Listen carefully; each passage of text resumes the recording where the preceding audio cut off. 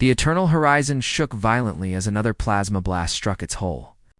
Captain Dayoon gripped the armrests of his command chair, his knuckles white against the leather. Through the viewport, Earth hung like a dying ember, its surface scarred with fire and destruction. The Crythian fleet surrounded the planet like a swarm of metal locusts, their weapons tearing through what remained of humanity's defenses. "Hull breach on Deck 7, reported the tactical officer. His voice was steady, but Dayon could hear the fear underneath. "Shields at 12%. Dayon watched as another human destroyer exploded in the distance, its debris scattering across the black void. They had started this battle with 43 ships. Now only 7 remained. The Crythians had brought hundreds. It was never going to be a fair fight.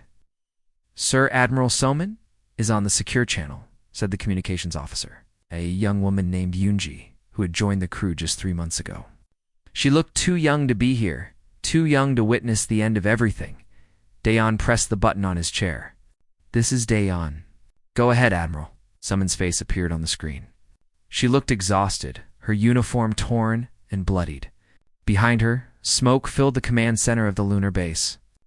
"Captain, I'm ordering all remaining ships to execute evacuation protocol. Earth is lost. We need to save who we can." The words hit Dayoon like a physical blow. Lost. Earth was lost. The home of humanity, the cradle of civilization, was falling to alien conquerors. He wanted to argue, to fight, to scream that they couldn't just give up. But he knew Salman was right. Staying meant dying, and dying meant humanity would end here. "Understood," Admiral Dayon said quietly. "What about you?" "I'll coordinate from the moon base as long as possible. You need to get our scientists out, especially Dr. Hyjin. Her work might be our only chance." Salman paused, her eyes hardening. "Make them pay for this someday, Captain. Make them remember what happens when you try to destroy humanity." The transmission cut out. Dayon sat in silence for a moment, then stood up.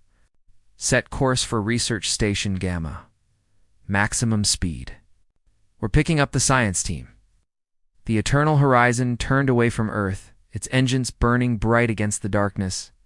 Dayon forced himself to look back one last time. He could see the city lights going dark, section by section. Somewhere down there, his sister lived with her 2 children. He had sent them a message 3 hours ago, telling them he loved them. They never replied. The communication networks were already down. The ship reached the research station in 17 minutes. It was a small facility, barely large enough for 30 people. Dr. Hyjin was waiting at the airlock with her team, clutching data drives and equipment cases. She was a thin woman with sharp eyes that missed nothing. When she saw Dayon, she didn't waste time with pleasantries. "Is it true?" she asked. "Are we abandoning Earth?" "We don't have a choice," Dayon replied. "Get your people aboard. We have maybe an hour before the Crythians expand their perimeter." Hyjin nodded and began directing her team onto the ship. Among them was Young Soo, a physicist who looked like he had been crying. Minho, the ship's chief engineer, helped them secure their equipment in the cargo bay. He was a big man with rough hands and a gentle heart. He worked quickly, knowing every second counted. As the last scientist boarded, alarms blared across the ship. 3 Crythian cruisers had broken from the main fleet and were heading toward them. They had been spotted. "Get us out of here," Dayoon ordered. "Jump to Refuge Point Alpha." "Sir, the jump will take 90 seconds to charge," said the helmsman. "They'll be in firing range in 40. Then we buy ourselves 50 seconds. All weapons, fire at will." The Eternal Horizon was a warship, but it was designed for exploration and long-range missions, not direct combat with Crythian cruisers. Its missiles streaked out toward the approaching enemy, exploding against their shields in brilliant flashes. The Crythians returned fire, and the ship shook again as energy beams carved across its armor in the cargo bay. Hyjin held on to a support rail as the ship lurched. Beside her, young Private Jinwoo helped secure loose equipment. He was barely 20 years old, fresh from basic training, and this was his first real combat. His hands shook, but he kept working. 30 seconds to jump, announced the helmsman.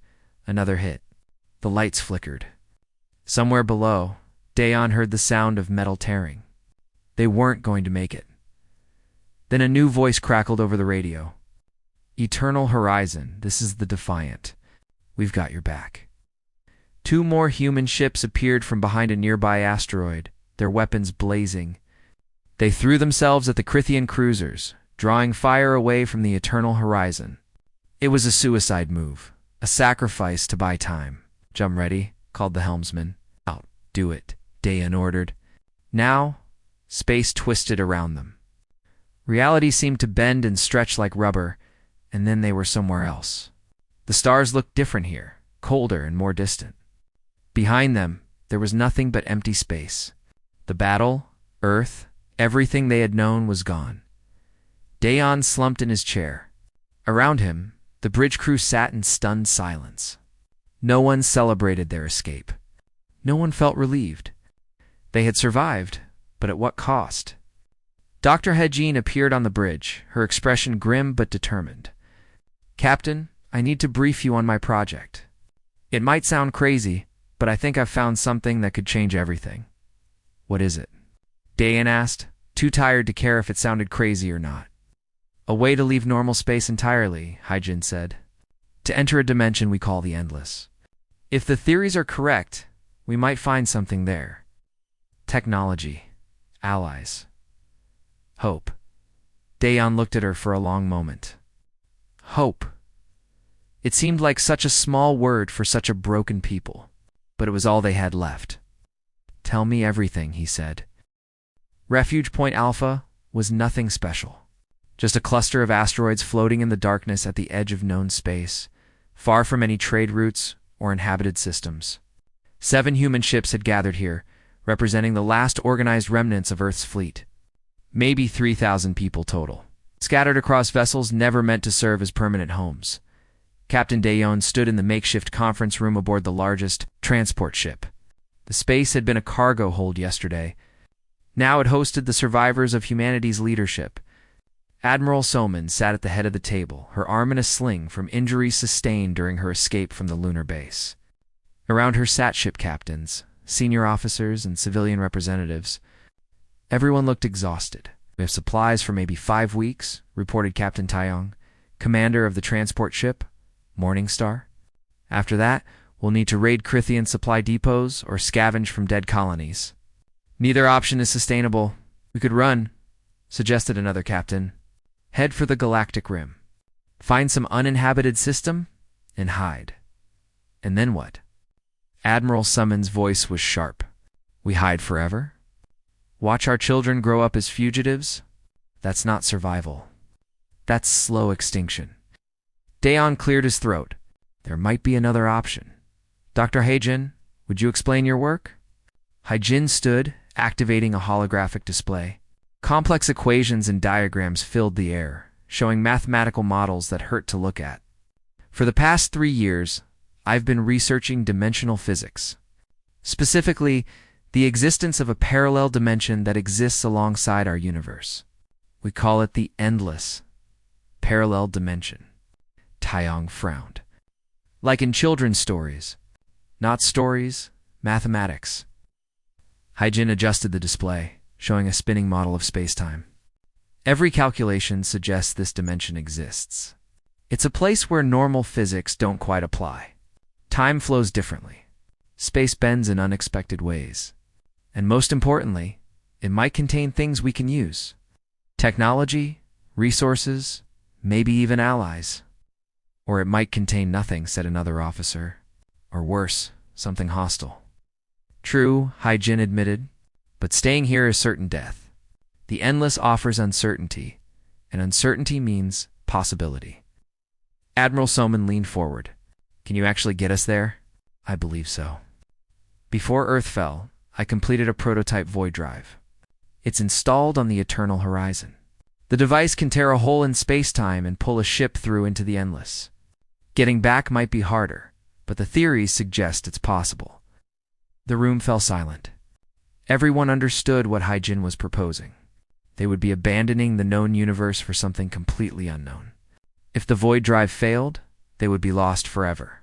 If the Endless was hostile, they would die. But if it offered even the smallest chance of survival, of fighting back.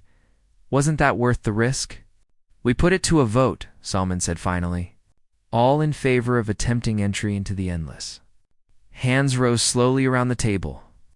One by one, the survivors chose uncertainty over certain doom. The vote was unanimous. Preparations began immediately. Minho worked around the clock in the Eternal Horizon S engineering bay, calibrating the void drive and running diagnostic after diagnostic. The device looked alien even to human eyes, a sphere of crystalline material wrapped in electromagnetic coils. When active, it hummed with a sound that made teeth ache. Will it work? Dayon asked, watching Minho adjust a power coupling. The engineer wiped sweat from his forehead. Honestly, Captain, I have no idea. This technology is beyond anything I've studied. It's like asking a Stone Age human to repair a fusion reactor. But Hygen's calculations seem solid, and the test runs haven't blown us up yet, so that's encouraging. On the crew deck, Private Jinwoo sat with other Marines checking their equipment. They had been told to prepare for anything, which meant preparing for nothing specific. Jinwoo had joined the military to see the stars and serve humanity. Now humanity was nearly extinct, and he was about to jump into a dimension that might not even exist. You scared? Asked Corporal Yoonji sitting beside him. She had transferred from communications to the medical team, learning field medicine during the evacuation. Terrified, Jinwoo admitted. But what choice do we have? None, Yoonji said, so we might as well be brave. 3 days later, everything was ready. The Eternal Horizon would make the first jump alone, carrying a volunteer crew of 200. If successful, the other ships would follow. If not, at least some of humanity would survive a little longer. Dr. Hygen stood in engineering, her hands dancing across control panels. Young-Soo assisted her, monitoring power levels and spatial readings. Outside the ship, the other vessels had pulled back to a safe distance. No one knew what safe actually meant in this context, but several kilometers seemed reasonable. On the bridge, Dayon sat in his command chair. His crew was at their stations, every face tense but determined. They had all volunteered for this, knowing they might never return. All systems ready, reported Minho over the intercom. Void drive, charging. We'll reach critical mass in 60 seconds. This is it, Dayon said quietly. He opened a ship-wide channel. Attention, all hands. In 1 minute, we're going to do something no human has ever done. We're going to leave our universe behind and step into the unknown. Whatever we find there, remember who we are. We're human.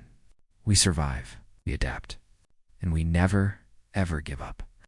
The ship began to vibrate. A low hum filled every corridor, growing louder with each passing second. In engineering, the void drive sphere began to glow with purple light that shouldn't exist in normal physics. 30 seconds, Hygen reported. Her voice was steady, but her hands trembled slightly. The glow intensified. Outside the ship, space itself began to distort. Stars stretched and bent, their light refracting through angles that hurt to perceive. Reality was tearing open, revealing something beyond. 10 seconds. Jinwoo gripped the armrests of his seat in the troop bay. Around him, other Marines sat in silence, each lost in their own thoughts. Some prayed. Some stared at photos of loved ones lost on Earth. Some simply closed their eyes. 5, 4, 3. The Terran space grew wider, a wound in the fabric of existence. Through it, they could see colors that had no names, shapes that violated geometry. 2, 1. Initiating jump. The Eternal Horizon lurched forward. Reality collapsed around them like a closing fist. For a moment that might have been a second or a century, they existed nowhere and everywhere, simultaneously. Crew members saw visions, impossible images of past and future bleeding together. Some heard voices speaking in languages never spoken. Others felt the presence of something vast and ancient watching them. Then silence. Complete and absolute. The ship floated in darkness so profound it felt solid. No stars, no light. Just endless void stretching in all directions, broken only by distant glimmers. That might have been galaxies or might have been something else entirely. They had entered the endless. There was no going back now. The darkness was absolute. Captain Dayon stared through the viewport of the eternal horizon, seeing nothing but void. Their sensors detected no stars, no planets, no radiation of any kind. It was as if they had entered a universe that had never been born, or one that had already died. "Status report," Dayon ordered, his voice sounding too loud in the silent bridge. "All systems operational," replied the tactical officer. "But our navigational computers are useless. They can't find any reference points. As far as the ship knows, we're nowhere." Dr. Hyjin appeared on the bridge, her eyes bright with fascination rather than fear. "This is incredible. Time is flowing at different rates across the ship. My chronometer shows we've been here for 3 hours, but according to engineering's clock, it's only been 17 minutes. It's not incredible." "That's terrifying," muttered Minho, who had followed her up from engineering. "How are we supposed to function if time doesn't work properly?" "We adapt," Dayon said firmly. "We always adapt." "What about those lights in the distance? Can we reach them?" Hyjin consulted her datapad. "They're not moving, which suggests they're structures of some kind. Massive ones, based on the faint energy readings. I recommend we investigate the nearest one." The eternal horizon began moving through the void. Without normal space to reference, it was impossible to tell if they were traveling fast or slow. But gradually the distant light grew brighter. After what felt like hours but might have been minutes, they could make out details. It was a ring. A structure so vast it could have contained entire solar systems, floating in the darkness like a crown made of metal and light. Symbols covered its surface, writing in languages that predated human civilization. As they approached, smaller details became visible. Docking ports, access corridors, signs that this place had been built with purpose. "I'm detecting faint power signatures," reported the sensor operator.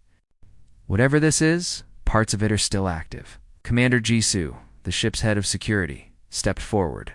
She was a tall woman with scars across her face from the battle for Earth. "Permission to take a team aboard, Captain. We need to know what we're dealing with." Dayon considered. It could be a trap. It could be dangerous beyond imagination. But they hadn't come here to hide.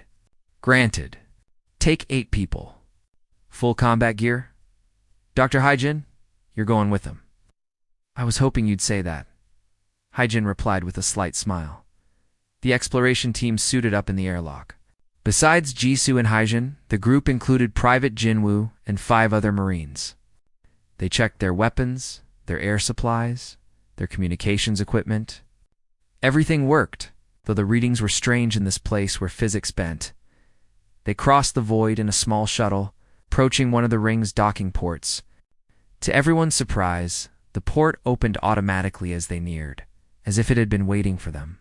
The shuttle landed in a bay that could have held 100 ships, its lights flickering to life as they disembarked. "This place knows we're here," Jinwoo whispered. His rifle raised. "It's welcoming us," Jisoo replied.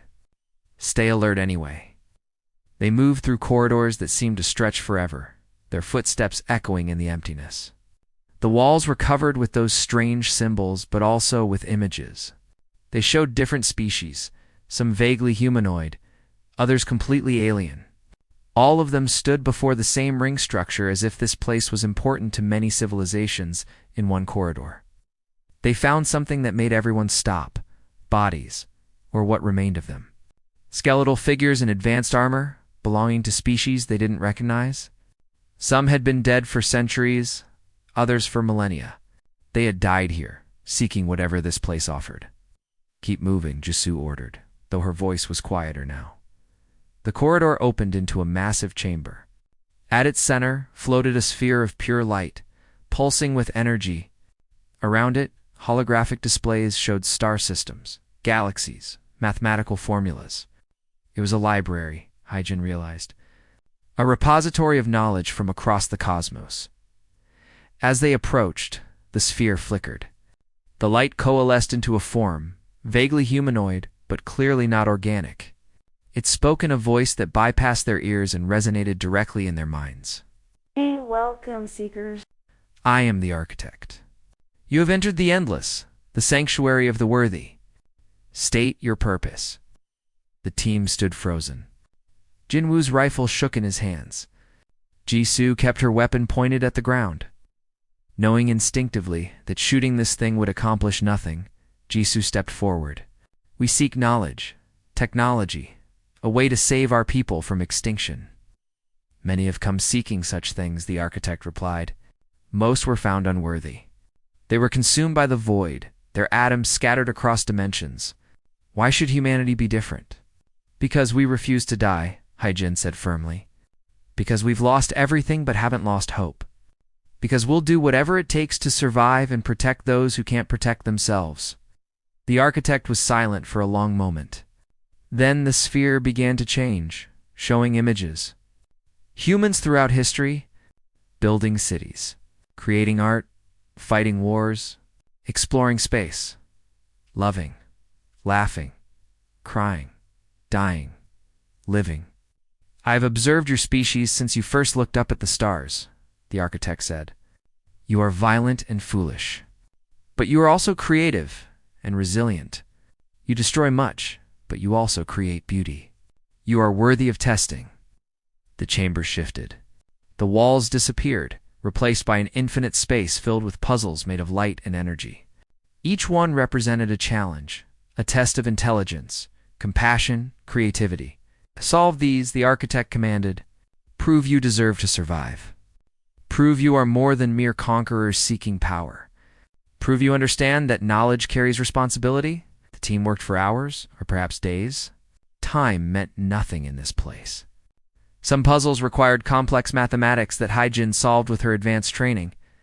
Others required creative thinking that Youngsu provided, seeing solutions from unexpected angles. Still others required compassion, understanding, ability to see beyond immediate gain to long-term consequences. It was Jinwoo who solved the final puzzle. It showed a scenario where they could gain ultimate power, but only by sacrificing another species to obtain it. Every logical path suggested taking the power. The galaxy was cruel. Only the strong survived. But Jinwoo chose differently. No, he said simply. We've suffered from that kind of thinking. We won't inflict it on others. If we have to become monsters to survive, then we don't deserve to survive. The architect pulsed brighter. A young one sees what elders miss. Yes, you understand? Power without conscience is tyranny.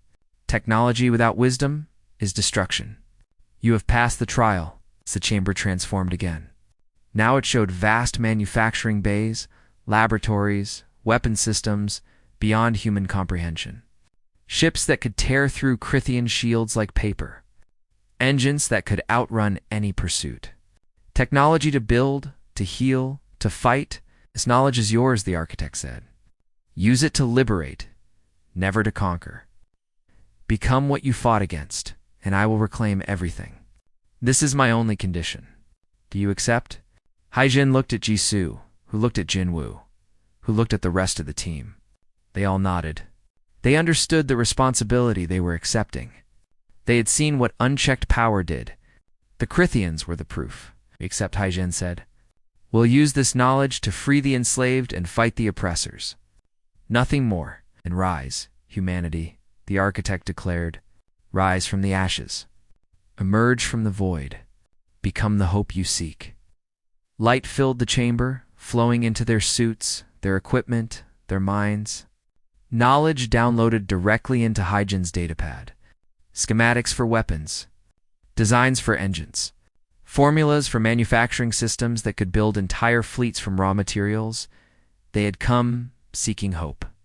They found something better. They found the tools to make hope reality. 3 months passed in the endless, or perhaps it was 3 weeks. Time still flowed strangely here, but the crew of the Eternal Horizon had stopped caring. They were too busy transforming their ship from a simple warship into something the galaxy had never seen. Captain? Dae-yoon walked through the newly expanded engineering bay, watching Minho and his team install void-enhanced weapon systems. The bay had been enlarged using technology from the architect, space folding in on itself to create more room without changing the ship's exterior dimensions. It hurt the brain to think about, but it worked. These cannons will punch through Crithian shields like they're not even there, Minho explained. Running diagnostics on a weapon that glowed with purple energy, and the new engines can make jumps that would take normal ships days in mere hours. We're not just upgraded, Captain. We're revolutionary. Dr. Hygiene had taken over an entire deck, converting it into a research laboratory. With Yansu's help, she was analyzing every piece of knowledge the architect had provided. Weapons, shields, manufacturing technology, medical advances that could heal injuries thought permanent. The information was vast, almost overwhelming. The hardest part is knowing we can't share all of this yet, Hyjin told Dae-yoon during one of his visits. This technology in the wrong hands could be devastating. We need to be careful, we will be, Daeon assured her. We learned from the Crithians what happens when power isn't matched with responsibility.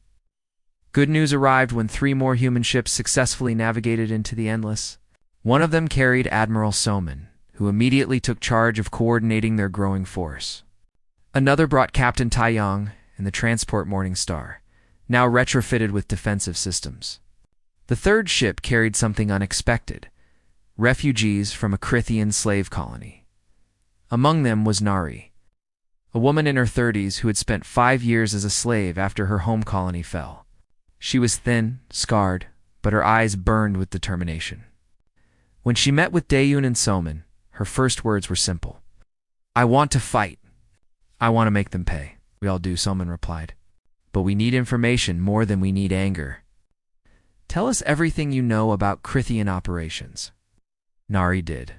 For hours she described the Crithian Empire's inner workings, their fleet movements, their supply chains, the locations of processing stations where slaves were sorted and shipped across the galaxy, the weak points in their security, the political divisions between different Crithian factions. "They're not united," Nari explained. "Dozens of client species serve them because they're afraid, not loyal. The Crithians rule through fear. If that fear breaks, their whole empire could crumble." Admiral Soman leaned back in her chair, thinking, "Then we break their fear. We show the galaxy that the Crithians can be beaten. We start small. Hit their slave operations. Free as many people as we can. Build a coalition." "Our first target should be Processing Station Gamma," Nari suggested. "It's a major hub in the outer sectors. Thousands of slaves from a dozen species are held there, waiting for transport. The security is heavy, but predictable." Daeon studied the station layout Nari had sketched from memory. It was a massive facility orbiting a dead planet protected by a fleet of Crithian warships. Under normal circumstances, attacking it would be suicide. But these weren't normal circumstances anymore. "We can do this," he said. "With our new weapons and shields, we can hit them before they know what's happening. Get in, free the prisoners, get out." Planning began immediately. Private Jinwoo, now promoted to sergeant for his performance during the trial, helped coordinate the marine assault teams. They would board the station while the Eternal Horizon engaged the defending fleet. It would be humanity's first real offensive action since Earth fell. The night before the mission, Jinwoo sat in the crew quarters with Corporal Ji. She had continued her medical training and would be part of the boarding team. "Ready to treat wounded slaves and Marines alike? Are you scared?" Yoonji asked him the same question she had asked before their jump into the Endless. "Less than I was then," Jinwoo admitted. "Back then, we were running. Now we're fighting back. That makes all the difference." The Eternal Horizon emerged from the Endless near Processing Station Gamma exactly on schedule. The transition was smooth now, controlled, nothing like the chaotic first jump. They appeared in normal space behind a small moon, hidden from the station's sensors. "Enemy fleet detected," reported the tactical officer. 6 Crithian cruisers, multiple support vessels. They're in standard patrol formation around the station. They're not expecting trouble. Admiral Soman observed from her position on the bridge. She had transferred her flag to the Eternal Horizon for this mission. They've grown comfortable in their dominance. Let's remind them why that's a mistake. Daeon gave the order. "All ships, attack formation. Target the cruisers first. Marines, prepare for insertion." The eternal horizon burst from behind the moon, its void-enhanced engines propelling it forward at impossible speed. The Crythian fleet barely had time to react before the first volley struck. Purple energy beams, powered by technology from the Endless, tore through Crythian shields as if they weren't there. The nearest cruiser exploded in seconds, its crew never understanding what had killed them. Chaos erupted. The remaining Crythian ships scrambled to respond. But they were fighting an enemy they didn't understand, with technology they had never encountered.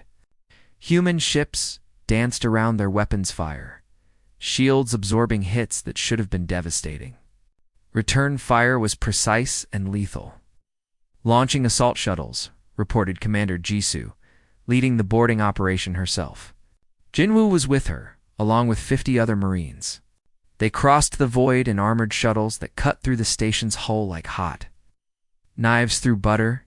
Inside the station, Crythian guards rushed to defend. They found themselves facing human soldiers equipped with armor that shrugged off their weapons and rifles that fired. Rounds accelerated to relativistic speeds. The battle was brutally one-sided. Medical team forward, Yoonji called, rushing past stunned guards toward the holding cells. What she found there made her heart break. Thousands of beings from dozens of species crammed into cages barely large enough to stand in. Children separated from parents. Families torn apart. The evidence of Crythian cruelty laid bare. "We're getting you out," Youngji told them in every language she knew, using translation devices for the rest. "You're free now. Come with us." The evacuation began. Freed slaves poured onto human ships, many crying, some unable to believe this was real. The Crythian fleet was in full retreat now, their remaining ships fleeing from an enemy that had appeared from nowhere and torn through their defenses like they were nothing. "Station is clear," Jisoo reported. "All prisoners evacuated. Casualties on our side are minimal." "Excellent work," Dayen replied. "Set charges and destroy the station. I want the Crythians to know this place is gone forever." Explosions bloomed across the station as the human forces withdrew. Within minutes, processing station Gamma was nothing but debris. Thousands had been freed. Not a single human life had been lost.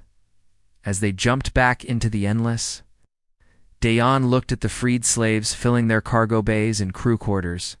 Among them were species he had never seen before, beings who had suffered under Crythian rule for generations. They looked at their human rescuers with awe and gratitude. Word would spread. Across the slave networks, through the underground resistance movements, the message would travel. Humanity had returned. The conquerors had been beaten. Hope had emerged from the void, and it was bringing freedom with it. The liberation campaign spread like fire across the galaxy. Every freed slave told the story. Every destroyed Crythian facility sent a message. Humanity was no longer the victim. They had become the liberators. And they were winning. Captain Dayon stood before a holographic display showing the current state of Crythian space. Red markers indicated their military installations. Green markers showed liberated worlds. In the 6 months since the first raid, the green had grown steadily. Dozens of worlds had risen up against their oppressors. Species that had served the Crythians out of fear were now joining the resistance. "The Crythian High Command is panicking," reported Nari, who had become their primary intelligence coordinator.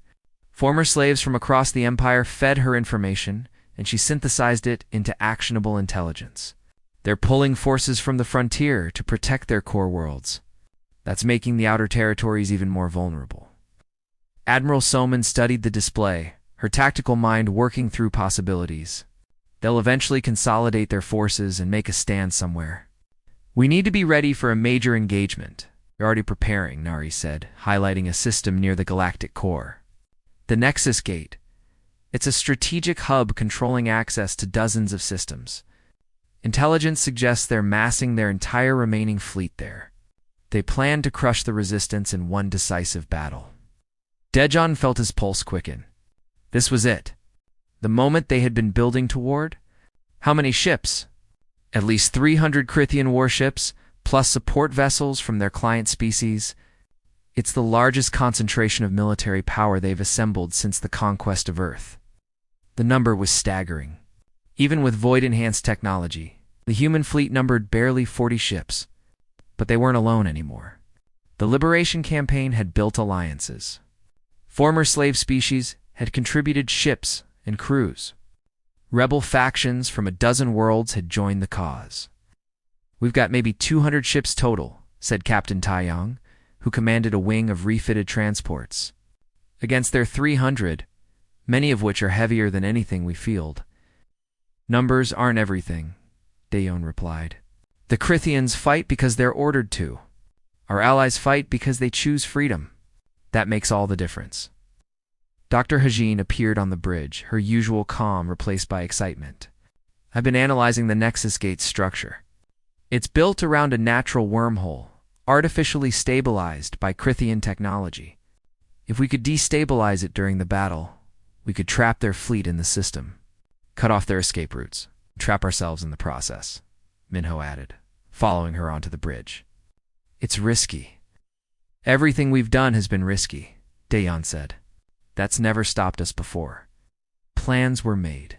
The coalition fleet gathered in the endless ships from a dozen species united under a single purpose. There were former Crithian slaves seeking justice. There were rebel colonies fighting for independence. There were species that had watched their neighbors fall and decided to stand. Before it was too late, among them was Sergeant Jinwoo, now commanding his own platoon of Marines drawn from multiple species. Private Yunji had been promoted to lieutenant and led the medical corps. Youngsu coordinated the scientific teams analyzing Crithian weaknesses. Every person had a role. Every role mattered.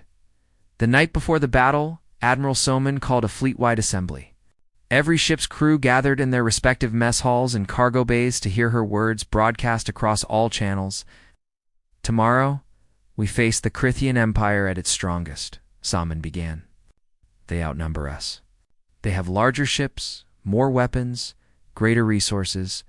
By every conventional measure, we should lose. But we won't. Do you know why?" She paused, letting the question hang. "'Cause we've already won the only battle that truly matters. We refuse to give up. When Earth fell, when our fleets burned, when every rational voice said humanity was finished, we chose to survive anyway. We entered the endless not knowing if we would ever return. We fought impossible odds because we believed freedom was worth dying for. And we learned something the Crithians never understood. Power doesn't come from bigger guns or more ships. It comes from knowing what you fight for." Across the fleet, beings from 100 worlds listened. Some had lost homes. Some had lost families. All of them had lost the lives they once knew. But they had found something to replace it. Purpose. Unity. Hope.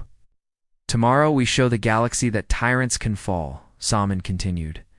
"We show them that courage beats cruelty, that unity beats domination, that the future belongs not to those who conquer, but to those who liberate. Tomorrow, we fight for everyone who can't fight for themselves, and we win." Fleet erupted in cheers. Different species, different languages, all expressing the same sentiment. They were ready. The battle began at dawn, though dawn was meaningless in deep space. The coalition fleet emerged from the endless directly into the Nexus Gate system, catching the Crithian forces off guard. The Eternal Horizon led the charge. Its void-enhanced weapons blazing. Chaos filled the void. Energy beams crossed the darkness like deadly lightning. Ships exploded in brilliant flashes. Fighters swarmed around capital ships like angry insects. It was brutal and desperate, and nothing like the clean battles shown in entertainment programs, Sergeant. Jinwoo led his Marines in a boarding action against a Crithian flagship. They fought through corridors slick with blood, facing enemies that refused to surrender. It was ugly work, but necessary. Lieutenant Yunji followed close behind, dragging wounded soldiers to safety and performing field surgery. Captain Daeun coordinated fleet movements while dodging incoming fire. A Crithian dreadnought focused its weapons on a ship, and for a terrible moment it seemed they would be overwhelmed. Then 3 Allied cruisers intervened, sacrificing themselves to draw fire away. "The Nexus Gate is in range," Hyjin reported from her engineering station. "I can destabilize it on your command." Daeon made a split-second decision. "Do it." All ships, prepare for emergency jump. We're leaving in 2 minutes whether we like it or not. The message broadcast across all channels. Coalition ships began withdrawing, pulling back toward predetermined coordinates. The Crithians, sensing victory, pressed to their attack. Pushing deeper into the engagement zone, Hygiene activated the destabilization sequence. The wormhole at the heart of the Nexus Gate began to collapse. Space warped and twisted, gravity wells forming and dissolving randomly. Crithian ships found themselves pulled off course, their navigational systems failing as the very fabric of space became unreliable. "Jump in 30 seconds," announced the helmsman. The Coalition fleet gathered speed, racing toward the edge of the system. Behind them, the Nexus Gate imploded, taking dozens of Crithian ships with it. The wormhole became a black hole, then collapsed further into nothing. The entire system became a navigational hazard, its routes to other systems severed. The Crithian fleet was trapped, cut off from reinforcement, isolated. "Jump now," Dayon ordered. The Coalition vanished, leaving the Crithians alone in a broken system. News of the battle spread instantly. The great Crithian armada had been neutralized without being destroyed. Their supply lines were cut, their communication networks disrupted. Within days, rebellions erupted on 100 worlds. Client species turned on their overlords. The empire that had seemed invincible fractured like glass. It took 3 more months to finish, but the Battle of Nexus Gate had started. But the outcome was never in doubt. The Crithians sued for peace, then for mercy. They were driven from conquered worlds, their leaders brought to trial. Their military disbanded. Captain Dayon stood in what had once been the Crithian throne world's capital city. It was being converted into a coalition headquarters, a place where all species could meet as equals. He thought about Earth, still recovering from the wounds of conquest. It would take generations to heal, but humanity would heal. They had proven they could endure anything. Admiral Soman approached, her arm finally healed. "What now, Captain?" Dayon looked up at the stars. "We explore. We help others who need it.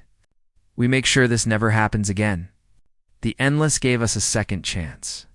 We use it to build something better than what we lost." He activated his communication system, broadcasting on all frequencies that survivors might use. "This is Captain Dayon of the Eternal Horizon. Earth may have fallen, but humanity endures. We emerged from the Endless. We brought hope back to the void. If you can hear this, know that you are not alone. We are coming. Hold on." Hope survives. Across the galaxy, in hidden bases and refugee camps, on lonely ships drifting through empty space, humans heard the message. They wept. They celebrated. They knew they were not abandoned. Humanity had lost all hope once. But out of the endless void, hope had emerged. And this time, it would never die again.